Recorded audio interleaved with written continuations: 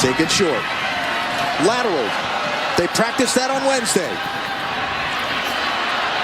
Time's going to expire on the game, so this either goes or it doesn't.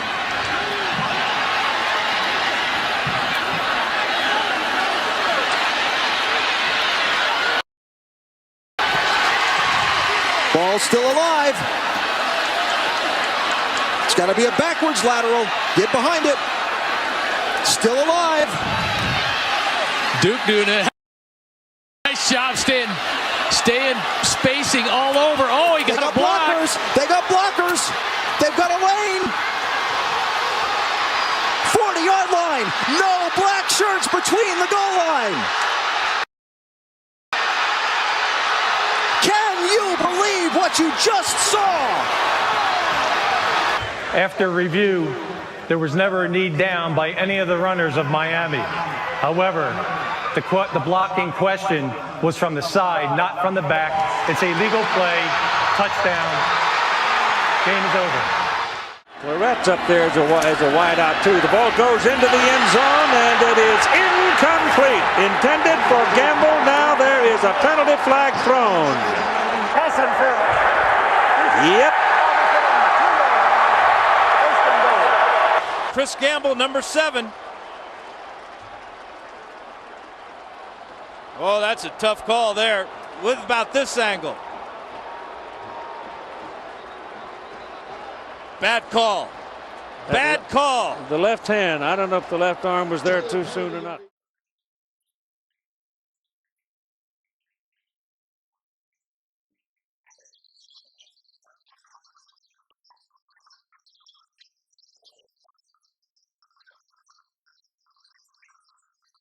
Wide receiver run underneath it. Ross Troutman with the kick. Perfect this year, so it's easy to take it for granted, but he definitely... Well, let's take a look. As that football closes in on the left upright, it never disappears. It actually goes... That look right there. I don't know. It's not behind. Who's this game? Review. The ruling on the field is confirmed. Try is good. Wow. Well, I guess they're looking for indisputable video evidence, but I'd have to lean with you. Onside kicks against them this year, so they've been shaky in fielding onside kicks. Harris throws a wobbler. Oh, my goodness. Bird got laid out, and you knew that flag was coming. Personal foul. Illegal contact, number 13. The runner launched and made contact. He is ejected from the ball game. Wow. On the backside there. Everett Dawkins comes, and he may have that. Himself. He didn't launch himself. No, he didn't. His right foot's still on the ground. That's a horrible call. Last week, but watch this. I think that's I mean, when you get under the leg of the punter, I mean, I don't know, letter of the law wise. What are we going for here? Yeah, I'm not sure what that is. It's poor is what it is. Poor acting. So Duke will repunt. Every week and talk about some different things that they look at that you're not sure what they're looking at. And they actually got some heat from the basketball community this week who said, we're not football. We don't want to know. We don't want to know what Oz is doing as they're picking our team. Winston fakes the toss. This was before the last snap. He's trying to get this. And oh, that's priceless. Down at the 30-yard line for Kansas State.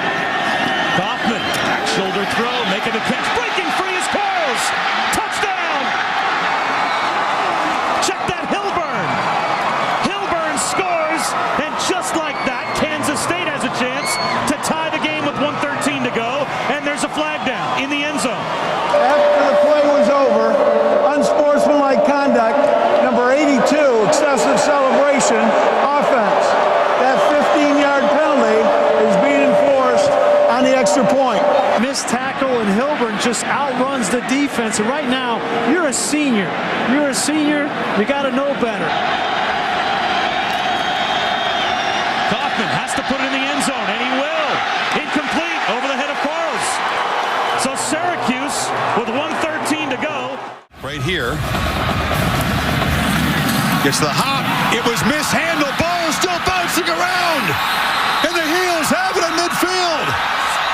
Offsides. Kicking team. 5-yard penalty. Free kick. Let's check again. No, there's nobody offsides. Not even really within a yard. No. Who is known as the trash talker supreme, the taunter, is called for an unsportsmanlike penalty and ejected from the game. That's the All-American cornerback from the Hokies. You're never going to win if you touch the official, and that's what he did. So when you bump the official, you're out of the game. Lead Pitt 7-0 with a 2nd and 2 as we start the second quarter. Play action. Savage moves the pocket. He's going to run for the first down, and he stops short of it. A beautiful hit over there by Tuitt. He unloaded on him, Herbie. The big fella running out like he's an outside linebacker. Hold it, there's a flag though. Judging from Kelly's reaction. But when a quarterback runs like that, helmet to helmet. On defense, number 7, targeting. By rule, number 7 is He's been ejected. From the game. The play goes is under upstairs further now. review. Now remember now, instant replay upstairs can overturn the ejection. Remember now, the quarterback taken off, becomes a running back, ducks down. There was the helmet to helmet. But Savage did indeed duck his head, but is Tuitt responsible for not keeping an eye on him? I think the other thing you have to consider there is I'd be surprised if this is held up. I applaud the officials for making the call the way they did, because you send it upstairs to be able to take a lot of different looks at it. The quarterback runs like this. It's not that he's a defenseless player. It's more of the defenseless player using his helmet as a weapon, lowering the helmet and using it into the headgear of Savage, and using it, like I said, if you use the crown of your helmet, the top of your helmet, and it's the initial contact, that's where you get ejected. But I don't think that will hold up. What do you think at home, folks? His helmet as a weapon. After further review, the ruling on the field stands. Wow. Number 7 is disqualified from the game. And we all know why they're doing this. We all agree with why they're trying to do this. Judgment call there.